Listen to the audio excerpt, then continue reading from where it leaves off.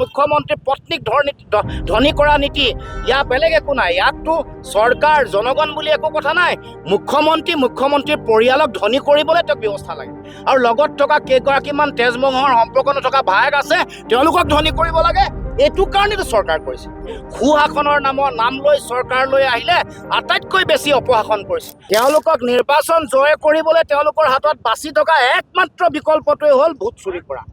নিৰ্বাচন আয়োগক নিজৰ পুতলাৰ দৰে ব্যৱহাৰ কৰি তেওঁলোকৰ ৰাজনৈতিক স্বাৰ্থ সিদ্ধিৰ তেওঁলোকৰ অস্ত্ৰ বা অৱলম্বন হিচাপে ব্যৱহাৰ কৰি হিমন্ত বিশ্ব শৰ্মা এবাৰ নিৰ্বাচনত তেওঁলোকে বৈতৰণি পাৰ হ'ব খুজিছে। কিন্তু আমি ক'ব খোজোঁ যে যিমান কুট কৌশল নকৰক লাগিলে, জনগণক ভুৱা পত্ৰ দি মৃত্যু নোহোৱা মানুহক মৰা বুলি তেওঁলোকে যি আবেদন কৰি বিভিন্ন ধৰণৰ কমপ্লেইন দি মানুহ ইয়াৰ পৰা মানে স্থায়ীভাৱে আঁতৰি যোৱা বুলি, পাৰ্মানেণ্টলি শ্বিফ্ট হোৱা বুলি তেওঁলোকে যিমান দি পিনে বিজেপিৰ সভাপতিয়ে যিমান তেওঁলোকৰ ব্লকৰ সভাপতি, মণ্ডলৰ সভাপতিক নিৰ্দেশনা দি বিজেপিক ভোট নিদিয়া মানুহৰ তালিকা প্ৰস্তুত কৰি তেওঁলোকে ভোট কটাৰ যিমানে লক্ষ্য নলক লাগিলে সাম্প্ৰদায়িক শক্তি বিজেপিক অসমৰ মাটিৰ পৰা উৎখাত কৰি অমিত শ্বাহে আজি যি বক্তব্য আগবঢ়াইছে এইটো শতিকাৰ শ্ৰেষ্ঠতম কৌতুক।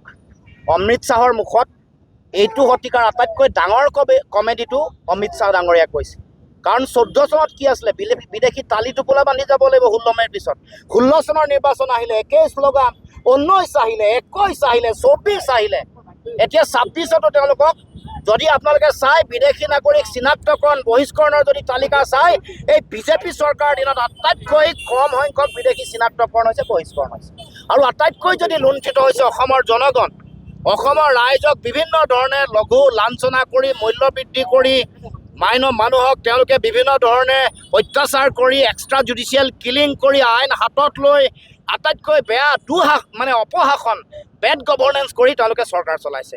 সুশাসনৰ নাম লৈ চৰকাৰলৈ আহিলে আটাইতকৈ বেছি অপশাসন কৰিছে, আটাইতকৈ বেছি অন্যায় কৰিছে। চাৰিওফালে চিণ্ডিকেট, ভ্ৰষ্টাচাৰ, চাৰিওফালে কমিশ্যন ৰাজ, মুখ্যমন্ত্ৰী পত্নীক ধনী কৰা নীতি ইয়াৰ বেলেগ একো নাই। ইয়াততো চৰকাৰ জনগণ বুলি একো কথা নাই।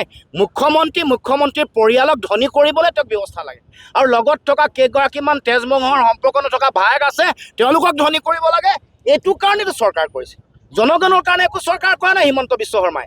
আৰু সেই সময়ত যেতিয়া লুই বাৰ্জাৰ হাৰদা কেলেংকাৰীত যেতিয়া জেললৈ যোৱাৰ পৰিৱেশ আহিলে, তেতিয়াই তেওঁ বিজেপিত জঁপিয়াইছে। তাৰ আগত জীৱনৰ আটাইতকৈ সৰহভাগ সময় ক'ত কটাইছে? কংগ্ৰেছৰ পৰা লুটি পুটি খালে। কংগ্ৰেছত আটাইতকৈ দুৰ্নীতিগ্ৰস্ত মানুহটো কোন? হিমন্ত বিশ্ব শৰ্মা।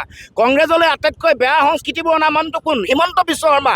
APSCত সেই সময়ৰ কেলেংকাৰী, APSC কেলেংকাৰী সময়ত বিভিন্ন চাকৰি বাকৰি দিয়া, চিণ্ডিকেটৰ নতুন এইবোৰ ধাৰা সৃষ্টি কৰা, কমিশ্যন ৰাজ চলোৱা, চাৰিওফালে দুৰ্নীতিৰ অবাধ যিটো বজাৰ সাম্ৰাজ্য সৃষ্টি কৰা খলনায়কজন হ'ল হিমন্ত বিশ্ব শৰ্মা।